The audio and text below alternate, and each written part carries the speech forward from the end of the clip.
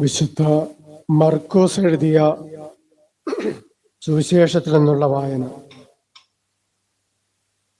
15-ാം അധ്യായം 42 മുതലുള്ള തിരുവചനങ്ങൾ. അന്ന് സാബത്തിന് തൊട്ടു മുമ്പുള്ള ഒരുക്ക ദിവസമായിരുന്നു. അതിനാൽ വൈകുന്നേരമായപ്പോൾ അരിമത്ഥ്യക്കാരനായ ജോസഫ് ധൈര്യപൂർവം പീലാത്തോസിനെ സമീപിച്ചു. അവൻ ആലോചനാ സംഘത്തിലെ ബഹുമാന്യനായ ഒരംഗവും ദൈവരാജ്യം പ്രതീക്ഷിച്ചിരുന്നവനുമായിരുന്നു. അവൻ പീലാത്തോസിന്റെ അടുത്തെത്തി യേശുവിന്റെ ശരീരം ചോദിച്ചു. അവൻ മരിച്ചു കഴിഞ്ഞുപോയെന്ന് പീലാത്തോസ് വിസ്മയിച്ചു. അവൻ ശതാധിപനെ വിളിച്ച് അവൻ ഇതിനകം മരിച്ചു കഴിഞ്ഞോ എന്ന് അന്വേഷിച്ചു. ശതാധിപനിൽ നിന്ന് വിവരമറിഞ്ഞതിന് ശേഷം അവൻ മൃതദേഹം ജോസഫിന് വിട്ടുകൊടുത്തു. ജോസഫ് ഒരു തുണി വാങ്ങി അവനെ താഴെ ഇറക്കി അതിൽ പൊതിഞ്ഞ് പാറയിൽ വെട്ടിയൊരുക്കിയ കല്ലറയിൽ അവനെ സംസ്കരിക്കുകയും കല്ലറയുടെ വാതിൽക്കൽ ഒരു കല്ലുരുട്ടി വയ്ക്കുകയും ചെയ്തു. അവനെ സംസ്കരിച്ച സ്ഥലം മഗ്ദലേന മറിയവും യോസയുടെ അമ്മയായ മറിയവും കണ്ടു.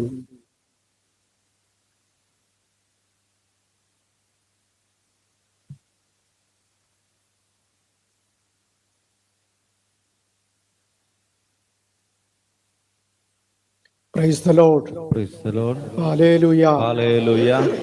യേശുവേ സ്തോത്രം. യേശുവേ സ്തോത്രം. യേശുവേ നന്ദി. യേശുവേ നന്ദി. യേശുവേ ആരാധന. യേശുവേ ആരാധന. ഹല്ലേലൂയ. ഹല്ലേലൂയ. അടുത്തിരിക്കുന്നവർ നോക്കി പുഞ്ചിരിച്ചുകൊണ്ട് പറഞ്ഞ് ഹല്ലേലൂയ. ഹല്ലേലൂയ. സന്തോഷത്തോടെ പറഞ്ഞ് ഹല്ലേലൂയ. ഹല്ലേലൂയ. പ്രിയപ്പെട്ടവരെ, നമ്മൾ പരിശുദ്ധാത്മാവിന്റെ ഫലമായ സമാധാനത്തെക്കുറിച്ചുള്ള ക്ലാസ് തുടരുകയാണ്. നമ്മളെല്ലാവരും ആഗ്രഹിക്കുന്നത് സമാധാനവും സ്വസ്ഥതയുമുള്ള ഒരു ജീവിതമാണ്. ഒരാൾ പുറമേ ശാന്തനായി സ്വസ്ഥനായി കാണപ്പെടുമെങ്കിലും അവന്റെ ഉള്ളിൽ അല്ലെ സ്വസ്ഥതയും ശാന്തതയും ഉണ്ടാവണം നിർബന്ധമുണ്ടോ? ഇല്ല. നമുക്കിങ്ങനെ പുറമേ അഭിനയിക്കാനായിട്ട് പറ്റും. ഉള്ളിന്റെ ഉള്ളിൽ ആഭ്യന്തര കലഹം നടന്നുകൊണ്ടിരിക്കുകയായിരിക്കും. അപ്പൊ നമ്മുടെ ഉള്ള് ശാന്തമായാലേ പ്രിയപ്പെട്ടവര് നമുക്ക് യഥാർത്ഥത്തിലുള്ള സമാധാനം അനുഭവിക്കുവാൻ സാധിക്കുകയുള്ളൂ. അത് പുറമേയുള്ളൊരവസ്ഥയല്ല, അത് ഉള്ളിലുള്ള ഒരു അനുഭവമാണ്. പരിശുദ്ധാത്മാവിന്റെ ഫലമായ ശാന്തത, സമാധാനം എന്ന് പറയുന്നത് അത് ആന്തരികമായ ശാന്തതയാണ്. അത് മനസ്സിന്റെ സ്വസ്ഥമായ അവസ്ഥയാണ്. എന്ന് വെച്ചാൽ പ്രതിസന്ധികളില്ലാത്ത അവസ്ഥയല്ല. പ്രതിസന്ധികളും പ്രതികൂല സാഹചര്യങ്ങളും ബുദ്ധിമുട്ടുകളെല്ലാം ഒരു വശത്തൂടെ എങ്ങനെ ഉണ്ടാകും. അതേ സമയത്ത് ആന്തരിക ശാന്തതയുള്ളവര് ഈ പ്രതിസന്ധികളുടെ നടുവിലും അവർക്ക് സമാധാനവും സ്വസ്ഥതയും ഒക്കെ അനുഭവിക്കുവാനായിട്ട് സാധിക്കും. അപ്പോൾ ഈ പ്രതിസന്ധികളൊന്നും അവരുടെ മനസ്സിന്റെ സ്വസ്ഥതയെ തകർക്കുകയില്ല. എല്ലാം അവർക്ക് ശാന്തതയോടെ നേരിടുവാനായിട്ട് സാധിക്കും. പരിശുദ്ധാത്മാവ് നൽകുന്ന സ്വസ്ഥതയും ശാന്തതയും ഏതു പ്രതിസന്ധികൾക്കിടയിലും നമ്മൾ കേടുപാട് കൂടാതെ അല്ലെങ്കിൽ കെടാതെ സൂക്ഷിക്കേണ്ട, മനസ്സിൽ സൂക്ഷിക്കേണ്ട ഒരു ഭാവമാണ്. ഏത് പ്രതികൂല സാഹചര്യങ്ങളിലൂടെ കടന്നു പോകുമ്പോഴും എത്ര വലിയ ആകുലതകൾക്ക് നടുവിലും മനസ്സിടിയാതെ, നമ്മുടെ മനസ്സ് തളരാതെ ഒരുവനെ സ്വസ്ഥമാക്കി നിലനിർത്തുന്ന അവസ്ഥയാണ് സമാധാനം. ഉച്ചത്തിൽ വിളിക്കാം, ഈശോയേ. ആത്മാർത്ഥമായിട്ട് വിളിച്ച് പരിശുദ്ധാത്മാവ് നൽകുന്ന സ്വസ്ഥത വേണമെന്ന ആഗ്രഹത്തോടെ വിളിച്ച് ഈശോ തരുന്ന സമാധാനം സ്വീകരിക്കാൻ മനസ്സു തുറന്നു വിളിക്കാം.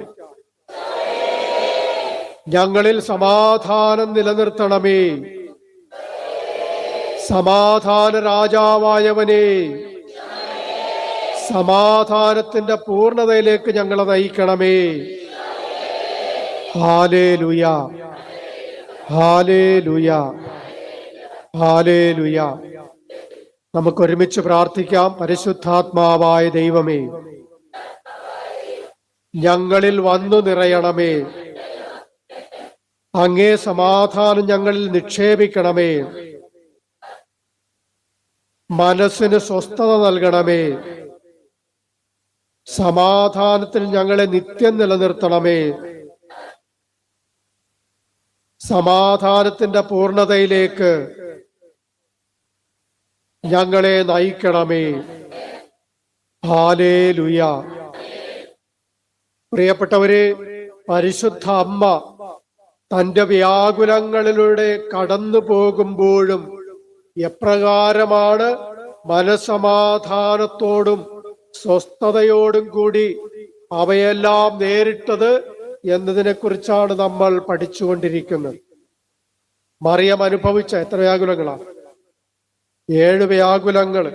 അതിൽ ആദ്യത്തെ 6 വ്യാകുലങ്ങളെ കുറിച്ച് നമ്മൾ കഴിഞ്ഞ ക്ലാസ്സുകളിൽ പഠിച്ചു കഴിഞ്ഞു. മറിയം അനുഭവിച്ച എല്ലാ വ്യാകുലങ്ങളെയും തന്റെ ഹൃദയത്തിൽ സംഗ്രഹിച്ച് അവയെ പ്രാർത്ഥനയാക്കി അവയെ ദൈവീക പദ്ധതിയുടെ ഭാഗമായിട്ട് മറിയം കാണുകയും ചെയ്തത് കൊണ്ടാണ് സമാധാനത്തോടെ സ്വസ്ഥതയോടെ അവൾക്ക് ജീവിക്കുവാനായിട്ട് സാധിച്ചത്. അതുകൊണ്ട് പരിശുദ്ധ അമ്മ തന്റെ പ്രതിസന്ധികളിൽ ഒരിക്കലും തളർന്നു പോയില്ല. കാരണം ദൈവത്തിന്റെ പദ്ധതിയായിട്ട് അതിനെ സ്വീകരിച്ചു. ഹല്ലേലൂയ.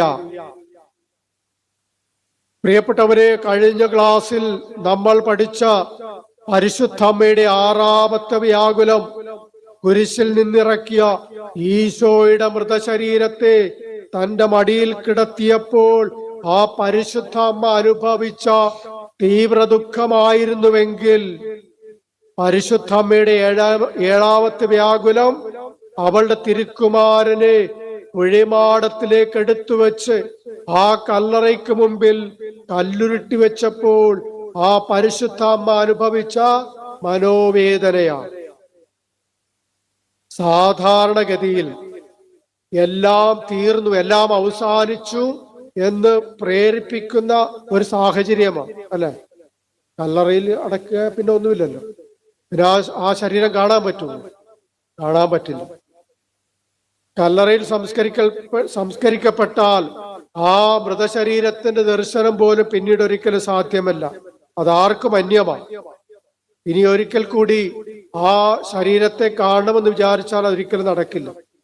അപ്പോൾ കഴിഞ്ഞ 33 വർഷക്കാലം തന്റെ കൺവെട്ടത്തുണ്ടായിരുന്നവനിതാ കല്ലറയുടെ മറവിലേക്ക് പോയി കഴിഞ്ഞു.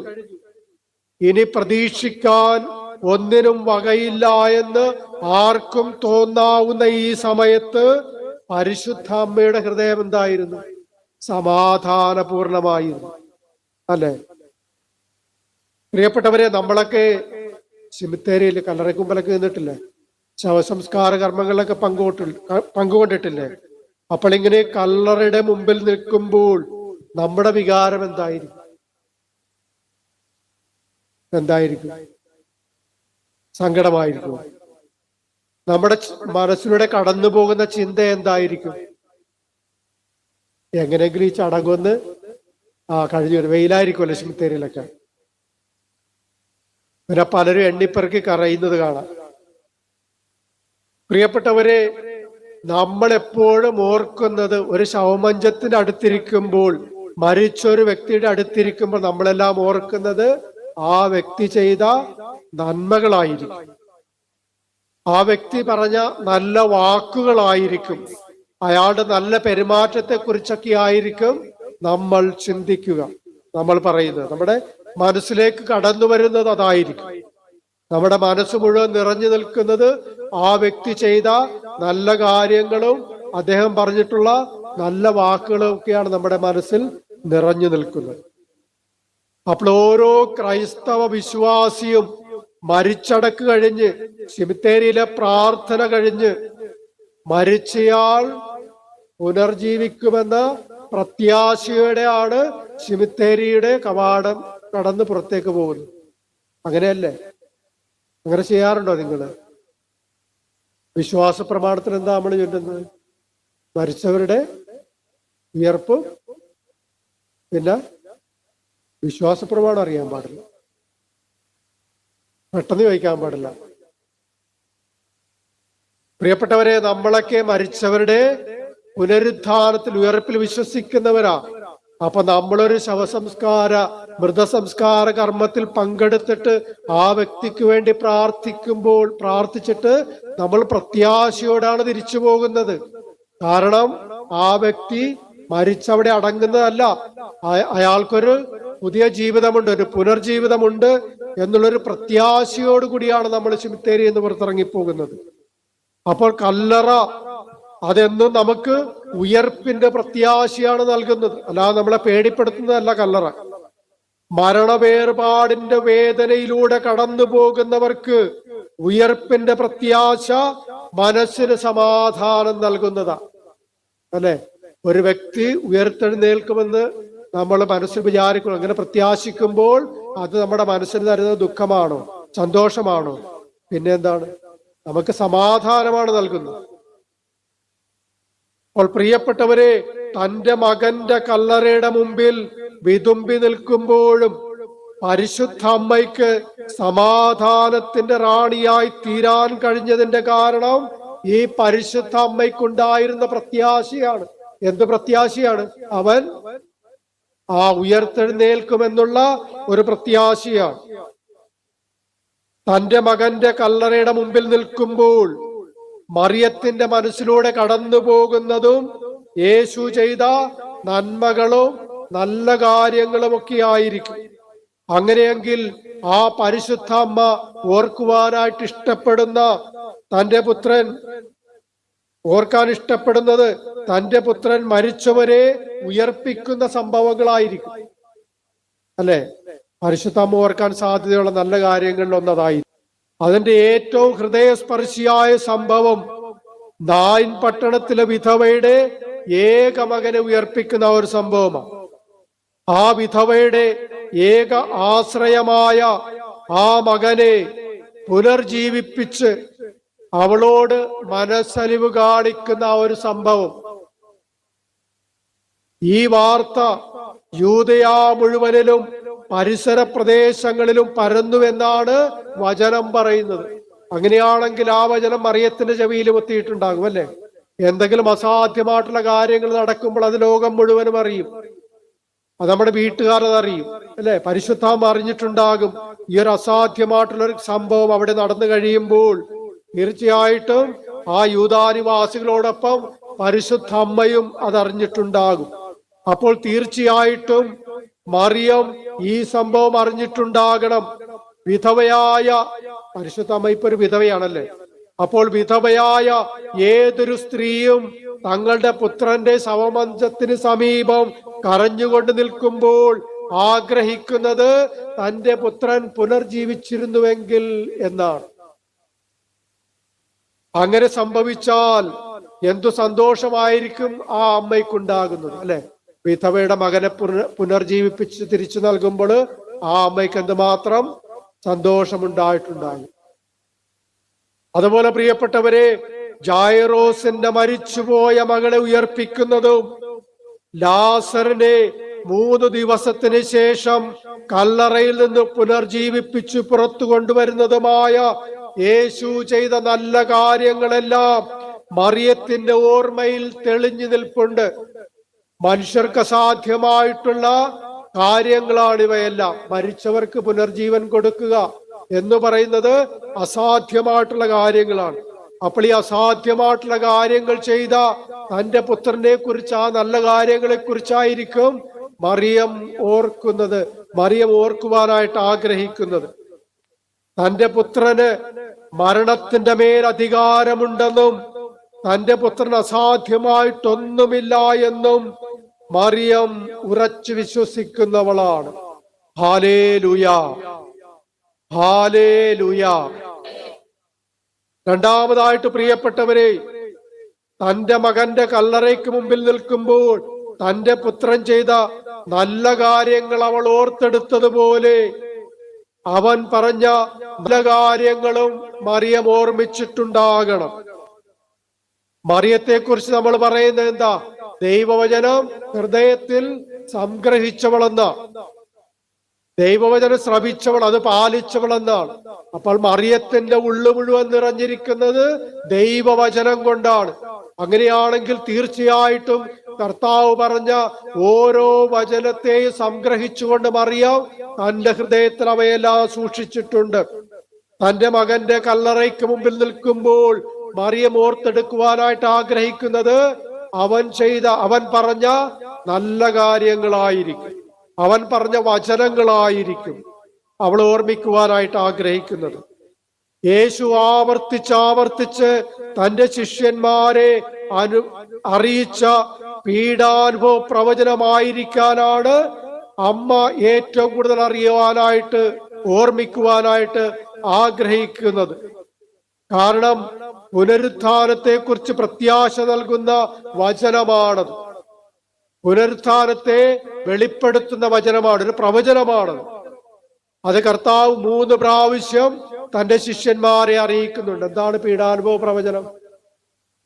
കർത്താവ് പറയുകയാണ്, മനുഷ്യപുത്രൻ വളരെയേറെ സഹിക്കുകയും ജനപ്രമാണികൾ, പുരോഹിത പ്രമുഖന്മാർ, നിയമജ്ഞർ എന്നിവരാൽ തിരസ്കരിക്കപ്പെടുകയും വധിക്കപ്പെടുകയും 3-ാം ദിവസം ഉയർപ്പിക്കപ്പെടുകയും ചെയ്യേണ്ടിയിരിക്കുന്നു.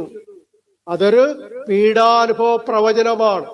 യേശു തന്റെ ശിഷ്യന്മാർക്ക് 3 പ്രാവശ്യം ആവർത്തിച്ച് പറഞ്ഞു കൊടുക്കുകയും തന്റെ പുനരുത്ഥാനത്തിന് ശേഷം വീണ്ടും ആവർത്തിച്ചു നൽകുന്നതാണ് ഈ വചനം, ഈ ഒരു പ്രവചനം.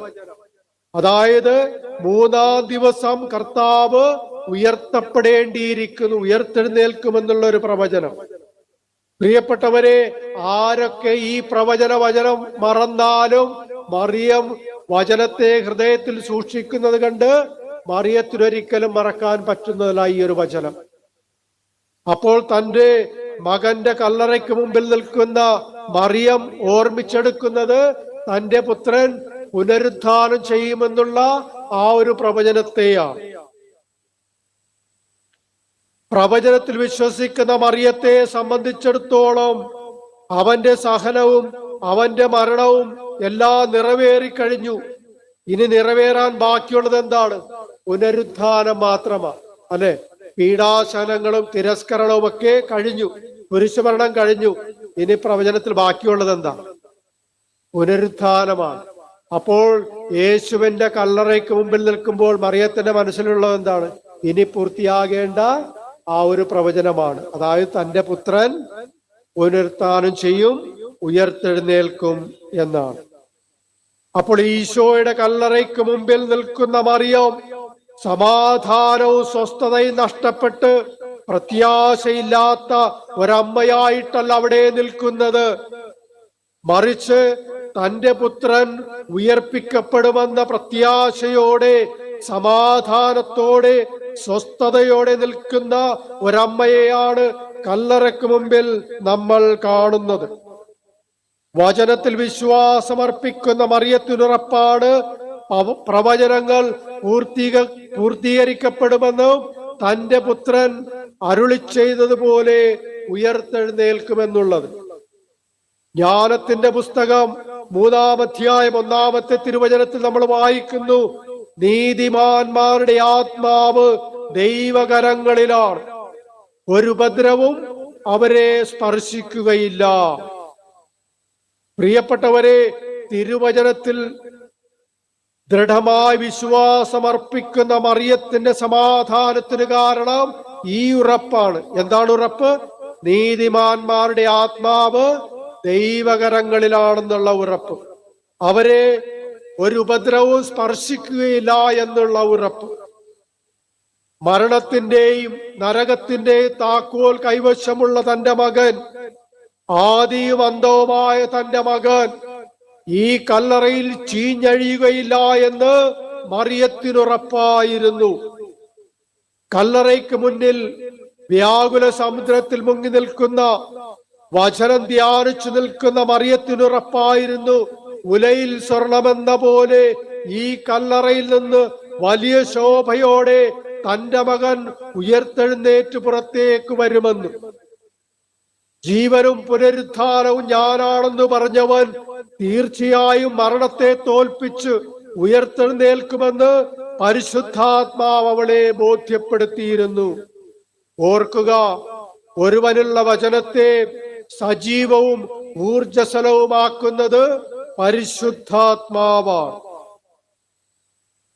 അതുകൊണ്ടാണ് യേശു പുനരുത്ഥാനം ചെയ്യുന്നത് കേട്ടപ്പോൾ മറിയം കല്ലറയിലേക്ക് ഓടുന്നുണ്ടോ?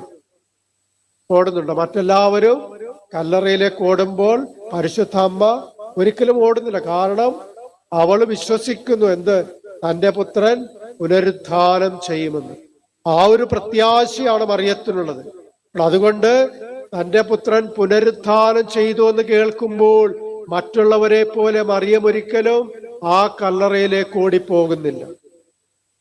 പ്രിയപ്പെട്ടവരെ, കല്ലറയ്ക്ക് മുമ്പിൽ പ്രത്യാശയോടെ ക്ഷമയോടെ കാത്തിരിക്കുന്ന മറിയം നമുക്കൊരു പ്രചോദന പാഠമാണ്.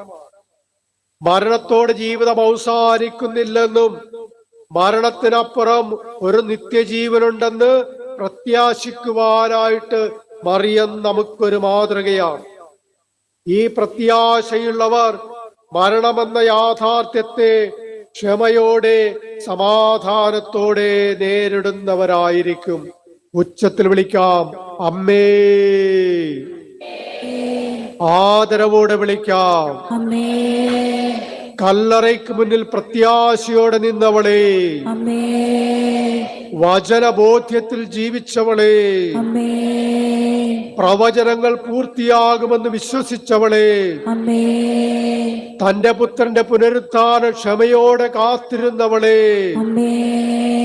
മരണത്തിനപ്പുറം നിത്യജീവനുണ്ടെന്ന് വിശ്വസിച്ചവളെ, അമ്മേ. എല്ലാ വ്യാകുലങ്ങളിലും സമാധാനത്തോടെ നിലനിന്നവളെ, അമ്മേ. Ave Maria, Ave Maria, Ave Maria, Ave Maria, Ave Maria, Ave Maria. പ്രിയപ്പെട്ടവരെ, നമ്മുടെ ഉള്ളിൽ വചനം നിറഞ്ഞിട്ടുണ്ടെങ്കിൽ, നമുക്ക് യഥാർത്ഥമായ വചനബോധ്യമുണ്ടെങ്കിൽ, മരണമെന്ന അവസാനത്തെ ശത്രുവിന് പോലും നമ്മുടെ ഹൃദയത്തിലുള്ള പ്രത്യാശയുടെ തിരുനാളത്തെ തല്ലിക്കെടുത്തുവാനായിട്ട് സാധിക്കുകയില്ല. മരണത്തിന്റെ മുമ്പിൽ പോലും ഈ സമാധാനമുള്ളവർ പകച്ചു പോകുകയില്ല.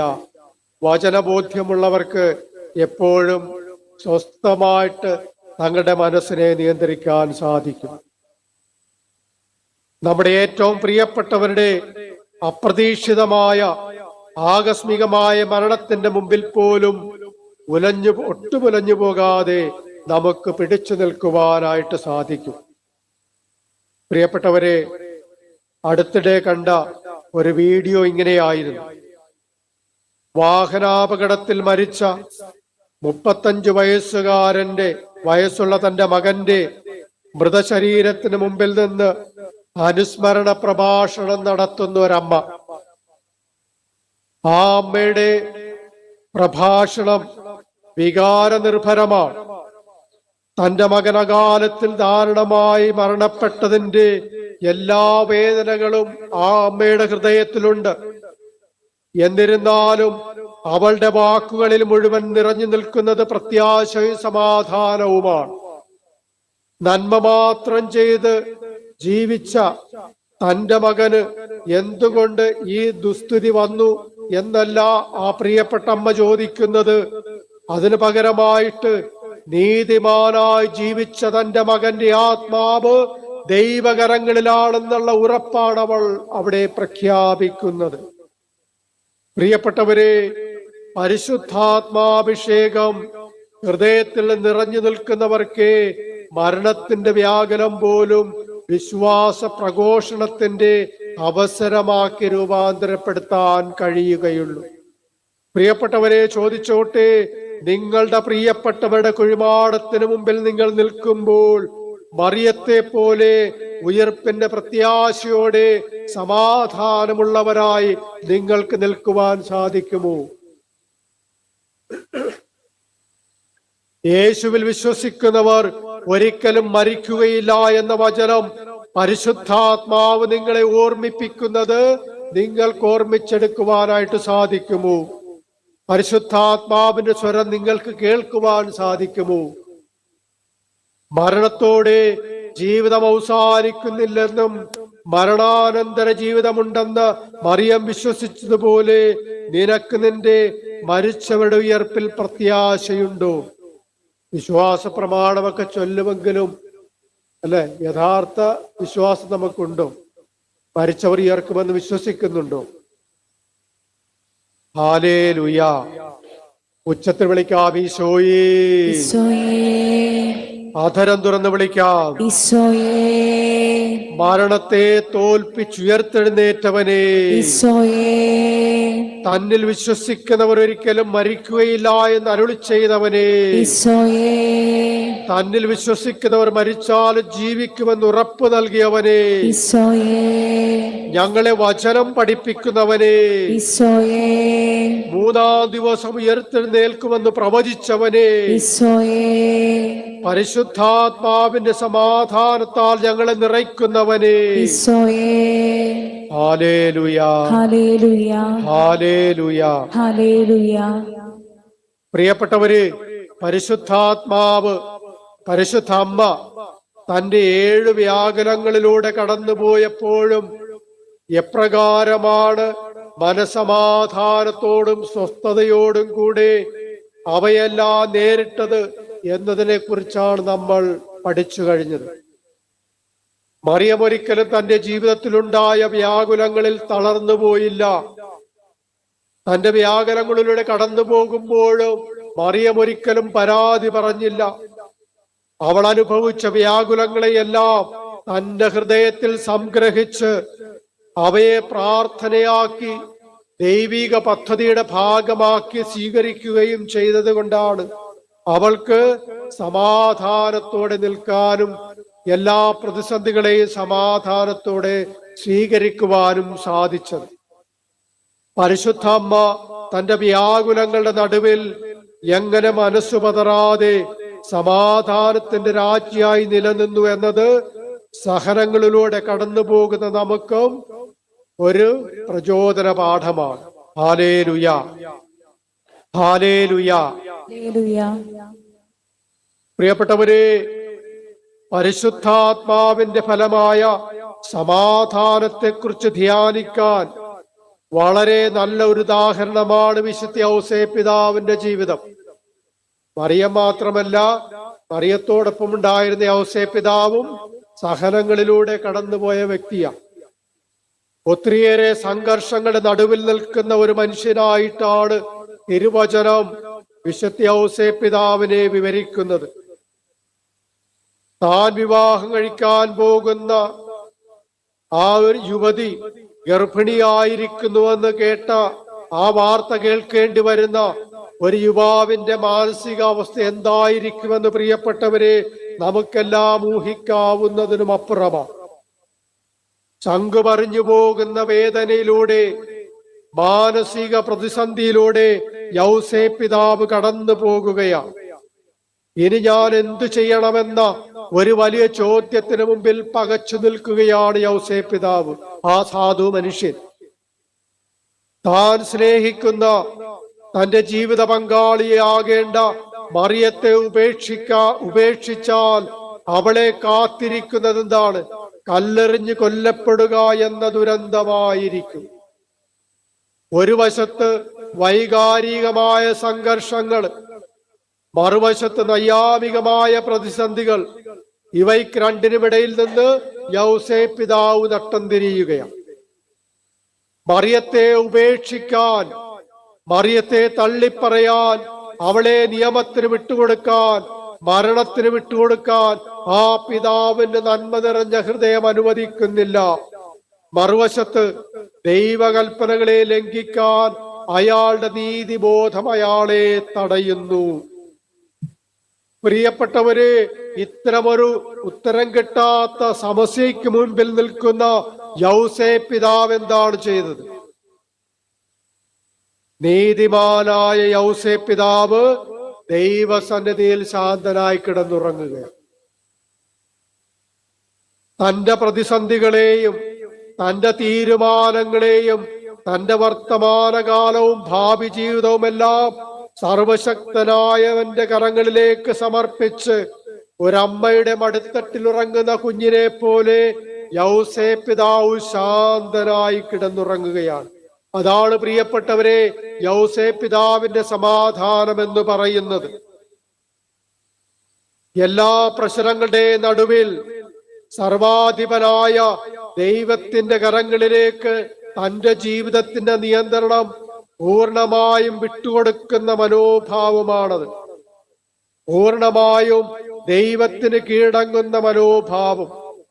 സ്വന്തം ഇഷ്ടങ്ങളെക്കാൾ ദൈവത്തിന്റെ പദ്ധതികൾക്ക് മുൻതൂക്കം കൊടുക്കുന്ന മനോഭാവം ഒരുവനെ സമാധാനത്തിൽ നിലനിർത്തുന്ന മനോഭാവം. ഉണ്ണിയേശുവിനെയും കൊണ്ട് ഈജിപ്തിലേക്ക് പലായനം ചെയ്യുമ്പോൾ അവരുടെ 3 പേരുടെയും ജീവന് അപകടമുണ്ടാക്കിയേക്കാവുന്ന ഒരു യാത്രയായിരുന്നു അത്. മാനുഷികമായിട്ട് ചിന്തിച്ചാൽ പുറത്തിറങ്ങാതെ ഒളിച്ചിരിക്കുന്നതാണ് സുരക്ഷിതത്വം, അല്ലെ? ഇങ്ങനെയുള്ളൊരു പ്രതികൂല സാഹചര്യത്തിൽ പക്ഷേ യൗസേപ്പ് പിതാവ് പ്രവർത്തിക്കുന്നത് സ്വന്തം ബുദ്ധിയുടെ കണക്കുകൂട്ടലുകൾ വെച്ചല്ല. യൗസേപ്പ് പിതാവ് മാനുഷിക ചിന്താഗതികൾ വെച്ചല്ല കാര്യങ്ങൾ ചെയ്യുന്നത്, മറിച്ച് യൗസേപ്പ് പിതാവിന്റെ തീരുമാനങ്ങൾ ദൈവിക വെളിപാടുകൾക്കും ദൈവിക ദർശനങ്ങൾക്കും അനുസരിച്ചുള്ളതായിരുന്നു.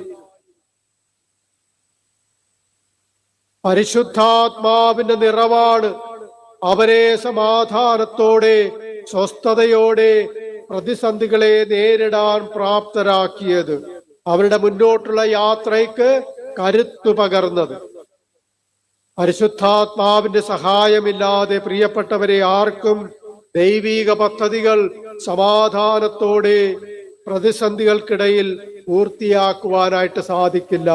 ഹല്ലേലൂയ, ഹല്ലേലൂയ, ഹല്ലേലൂയ. 12-ാം വയസ്സിൽ ദേവാലയത്തിൽ വെച്ച് ബാലനായ യേശുവിനെ നഷ്ടപ്പെടുന്ന സാഹചര്യത്തിലും യൗസേപ്പ് പിതാവ് ആരെയും കുറ്റപ്പെടുത്താതെ ആരെയും പഴി പറയാതെ യേശുവിനെ കണ്ടെത്തുന്നതുവരെ മറിയത്തോട് ചേർന്ന് അന്വേഷിക്കുകയാണ്. യേശുവിനെ കണ്ടെത്തുന്ന സാഹചര്യത്തിലും യൗസേപ്പ് പിതാവ് സൂക്ഷിക്കുന്ന മൗനം ആ പുണ്യവാന്റെ സ്വർഗീയമായ സമാധാനത്തിന്റെ അടയാളമാണ്. ഒരാൾ ദൈവത്തിന്റെ ഇഷ്ടത്തിന് കീഴ്വഴങ്ങുമ്പോൾ, ദൈവം അവനെ മുന്നോട്ട് നയിക്കുമ്പോൾ ഒരുവൻ ഉപയോഗിക്കേണ്ട ഭാഷ എന്ന് പറയുന്നത് മൗനമാണ്. ആ ഭാഷയ്ക്കാണ് ആത്മീയ സൗന്ദര്യമുള്ളത്. മൗനമെന്ന് പറയുന്നത് ആത്മീയ ഭാഷയാണ്. പ്രിയപ്പെട്ടവരെ, നമ്മുടെ ഹൃദയത്തിൽ യഥാർത്ഥ സമാധാനമുണ്ടോ എന്ന് പരിശോധിക്കാൻ നമ്മെ തന്നെ യൗസേപ്പ് പിതാവിന്റെ സ്ഥാനത്ത് വെച്ചുകൊണ്ട് അവലോകനം ചെയ്യുന്നത് നല്ലതായിരിക്കും. നമുക്കറിയാമെന്ന് പ്രതിസന്ധികളില്ലാത്ത, പ്രശ്നങ്ങളില്ലാത്ത കുടുംബങ്ങളില്ല.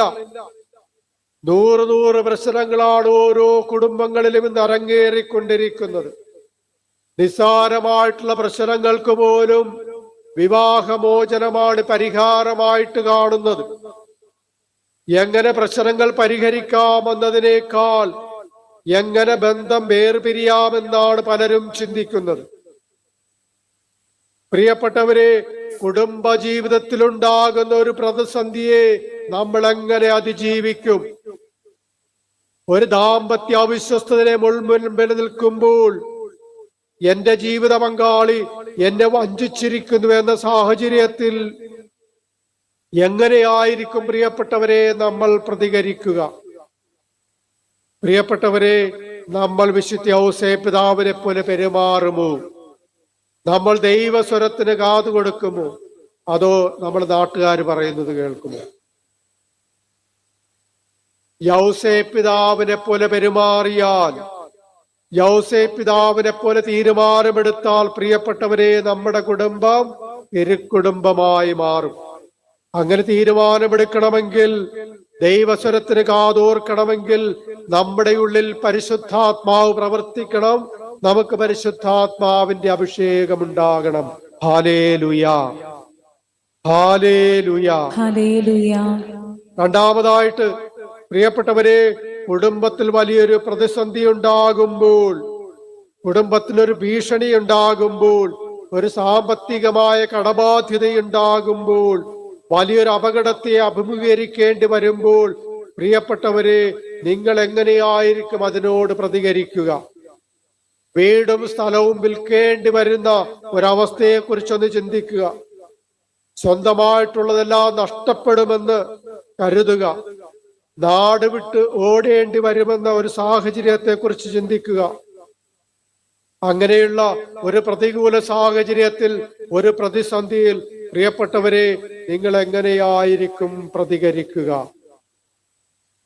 ഈജിപ്തിലേക്ക് പലായനം ചെയ്ത യൗസേപ്പിനെ പോലെ പിറുപിറുപ്പില്ലാതെ ശാന്തമായ ഹൃദയത്തോടെ സമാധാനത്തിന്റെ തികവോടെ ജീവിതയാത്ര നടത്താൻ നിങ്ങൾക്ക് കഴിയുമോ? പ്രിയപ്പെട്ടവരെ, ഓർക്കുക, വർദ്ധിച്ചു വരുന്ന കുടുംബ പ്രശ്നങ്ങൾക്ക് പരിഹാരമില്ലാതെ വരുമ്പോൾ, സാമ്പത്തികമായി കുടുംബ ബന്ധങ്ങൾ തകർന്നടിയുമ്പോൾ, സാമൂഹ്യമായി തിരസ്കരിക്കപ്പെടുകയും ഒറ്റപ്പെടുകയും ചെയ്യുമ്പോൾ, മറ്റുള്ളവർ നമ്മളെ മനസ്സിലാക്കാതെ വരുമ്പോൾ, നമ്മുടെ മനോനില നഷ്ടപ്പെടാതിരിക്കണമെങ്കിൽ, സമാധാനമായി സ്വസ്ഥമായി മുന്നോട്ട് പോകണമെങ്കിൽ, നമ്മെ നയിക്കുന്ന ശക്തിയായിട്ട് പരിശുദ്ധാത്മാവെന്നും നമ്മോട് കൂടെയുണ്ടാകണം. പ്രതിസന്ധികൾക്കിടയിൽ നമ്മെ സ്വസ്ഥമാക്കി സമാധാനത്തിൽ നിലനിർത്തുന്നത് പരിശുദ്ധാത്മാവാണ്. പരിശുദ്ധാത്മാവിന് മാത്രമേ, പ്രിയപ്പെട്ടവരെ, നമ്മളെ സമാധാനത്തിന്റെ പൂർണ്ണതയിലേക്ക് നയിക്കുവാനായിട്ട് സാധിക്കുകയുള്ളൂ. ഹല്ലേലൂയ, ഹല്ലേലൂയ, ഹല്ലേലൂയ, ഹല്ലേലൂയ, ഹല്ലേലൂയ. മൂന്നാമതായിട്ട് പ്രിയപ്പെട്ടവരെ, ഇന്ന് കുടുംബത്തിലുണ്ടാകും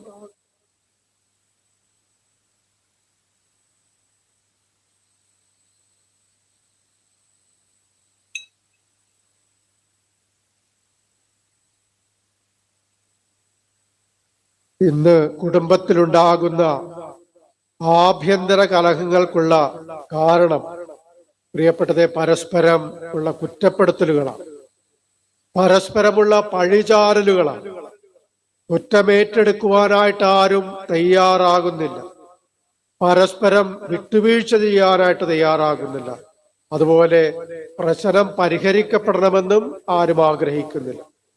പ്രിയപ്പെട്ടവരെ, ബാലനായ യേശുവിനെ നഷ്ടപ്പെട്ടതിന്റെ പേരിൽ യൗസേപ്പ് പിതാവിനും മാതാവിനും തമ്മിൽ കലഹിക്കാമായിരുന്നു, പരസ്പരം അവർക്ക് കുറ്റപ്പെടുത്താമായിരുന്നു, പരസ്പരം പഴിചാരാമായിരുന്നു, പരസ്പരം ചോദ്യം ചെയ്യാമായിരുന്നു. എന്നാൽ ഇതൊന്നുമല്ല ആ തിരുക്കുടുംബത്തിൽ സംഭവിച്ചത്. അവർ പരസ്പരം ആശ്വസിപ്പിക്കുന്നവരും ശക്തിപ്പെടുത്തുന്നവരും പരസ്പരം സഹകരിക്കുന്നവരുമായിരുന്നു. അവർ പരസ്പര ധാരണയോടെ കൈകോർത്ത് പിടിച്ച് നഷ്ടപ്പെട്ട യേശുവിനെ ഒരുമിച്ച് അന്വേഷിച്ച് കണ്ടുപിടിച്ച് ആ പ്രശ്നം സമാധാനപരമായി പരിഹരിക്കുകയാണ് ചെയ്തത്. പരിശുദ്ധാത്മാവിന്റെ അഭിഷേകമുള്ള കുടുംബങ്ങൾ, പ്രിയപ്പെട്ടവരെ, അങ്ങനെയായിരിക്കും. എന്നാൽ നമുക്കറിയാം, ഇന്ന് നമ്മുടെ സമൂഹത്തിൽ നമ്മുടെ മക്കൾക്ക് മാർക്ക് കുറഞ്ഞതിന്റെ പേരിൽ, മക്കൾ തോറ്റുപോയതിന്റെ പേരിൽ, മക്കൾക്ക് ജോലി കിട്ടാത്തതിന്റെ പേരിൽ, വിവാഹം നടക്കാത്തതിന്റെ പേരിൽ, മക്കൾ വഴിതെറ്റിപ്പോയതിന്റെ പേരിൽ പരസ്പരം കലഹിക്കുകയും പഴിക്കുകയും കുറ്റപ്പെടുത്തുകയും ചെയ്യുന്ന മാതാപിതാക്കൾ എന്നുണ്ട്. പ്രിയപ്പെട്ടവരെ, പരിശുദ്ധമ്മയും വിശുദ്ധ യൗസേപ്പ് പിതാവും തങ്ങളുടെ ജീവിതത്തിലുണ്ടായിരുന്ന കുടുംബത്തിലുണ്ടായിരുന്ന പ്രതിസന്ധിയെ എങ്ങനെ സമാധാനപരമായി പരിഹരിച്ചു എന്നുള്ളത് നമുക്കൊരു ഉണർത്തു പാഠമാണ്. അവസാനിപ്പിക്കുകയാണ്. നമ്മുടെ കുടുംബ ബന്ധങ്ങൾ തിരുക്കുടുംബം പോലെ സ്വർഗീയമായ സമാധാനം നിറഞ്ഞു നിൽക്കുന്ന ഒരു കുടുംബമായി തീരണമെങ്കിൽ പരിശുദ്ധാത്മാവിന്റെ ഇടപെടൽ നമ്മുടെ കുടുംബത്തിന് മേലുണ്ടാകണം. നമ്മുടെ കുടുംബത്തിലെ വ്യക്തികൾ പരിശുദ്ധാത്മാവിനാൽ നയിക്കപ്പെടുന്ന വ്യക്തികളാകണം. യൗസേപ്പ് പിതാവ് പരിശുദ്ധാത്മാവിന്റെ സ്വരം ശ്രവിച്ച് പരിശുദ്ധാത്മാവ് നൽകിയ പ്രേരണ സ്വീകരിച്ച് സമാധാനത്തിന്റെയും സൗമ്യതയുടെയും മനുഷ്യനായി തീർന്ന് കുടുംബത്തെ സമാധാനത്തിൽ നയിച്ചതുപോലെ പരിശുദ്ധാത്മാവിന്റെ പ്രേരണ അനുസരിച്ചാൽ, പരിശുദ്ധാത്മാവിന്റെ സ്വരം ശ്രവിച്ചാൽ നമുക്കും സമാധാനമുള്ളവരും മറ്റുള്ളവർക്ക് സമാധാനവും സ്വസ്ഥതയും കൊടുക്കുന്ന വ്യക്തികളായി തീരുവാൻ നമുക്കും സാധിക്കും. നമുക്ക് കണ്ണുകളടക്കാം.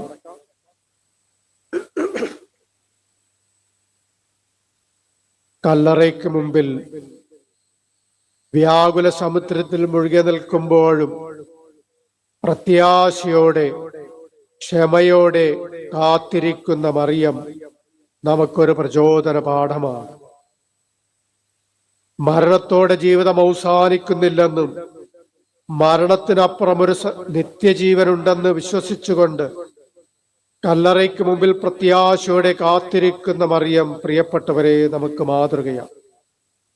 വിശുദ്ധ യൗസേപ്പ് പിതാവ് തന്റെ പ്രതിസന്ധികൾക്ക് നടുവിൽ തീരുമാനം ദൈവത്തിന് വിട്ടുകൊടുത്തു ദൈവികമായ വെളിപാടുകൾക്ക് കാതോർത്ത് മൗനം പാലിച്ച് സമാധാനത്തോടെ കുടുംബത്തെ മുന്നോട്ട് നയിച്ചതും കുടുംബജീവിതം നയിക്കുന്ന നമുക്കെല്ലാവർക്കും ഒരു വിശുദ്ധ പാഠമാണ്. നമുക്കൊരുമിച്ച് പ്രാർത്ഥിക്കാം. പരിശുദ്ധാത്മാവായ ദൈവമേ, പരിശുദ്ധാത്മാവായ ദൈവമേ, പരിശുദ്ധാത്മാവായ ദൈവമേ, പരിശുദ്ധാത്മാവായ ദൈവമേ, ഞങ്ങളിൽ വന്നു നിറയണമേ, ഞങ്ങളിൽ വന്നു നിറയണമേ, ഞങ്ങളെ സമാധാനത്തിൽ നിലനിർത്തണമേ, ഞങ്ങളെ സമാധാനത്തിൽ നിലനിർത്തണമേ, ജീവിത പ്രതിസന്ധികൾ മൗനമായി സഹിക്കാൻ ഞങ്ങളെ പഠിപ്പിക്കണമേ, ഞങ്ങളെ പഠിപ്പിക്കണമേ. വ്യാകുല മാതാവിൽ നിറഞ്ഞു നിന്ന സമാധാനം യൗസേപ്പ് പിതാവിനെ മൗനിയാക്കിയ സമാധാനം ഞങ്ങളുടെ ഹൃദയത്തിലും നിക്ഷേപിക്കണമേ. സമാധാനത്തിന്റെ രാജ്ഞിയായ വ്യാകുല മാതാവേ, കുടുംബത്തിന്റെ പാലകനായ വിശുദ്ധ യൗസേപ്പ് പിതാവേ,